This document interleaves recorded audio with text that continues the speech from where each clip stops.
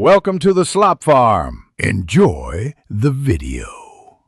In this video, I will explain how to change the battery in your Toyota Camry key fob.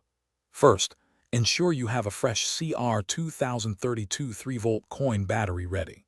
You'll also need a small flathead screwdriver or a plastic pry tool to avoid scratching the case. Begin by locating the small release button on the side of your key fob and pressing it to slide out the emergency key. This simple step prepares your fob for the next stage of battery replacement. Now that the emergency key is out, look inside the slot where it was housed. You'll find a small notch.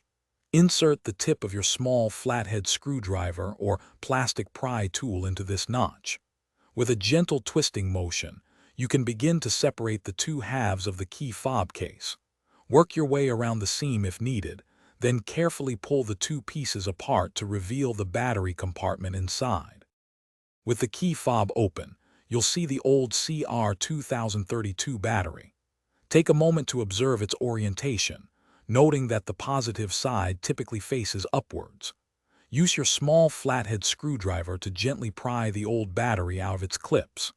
Now, carefully place the new 3-volt CR 2032 battery into the compartment, making sure the positive plus side is facing up, just like the old one. Press it down firmly to ensure it's fully seated. Once the new battery is in place, it's time to reassemble your key fob. Carefully align the two halves of the case, ensuring all edges meet perfectly. Gently press them together until you hear a satisfying click, indicating they are securely snapped shut. Finally, slide the emergency key back into its slot.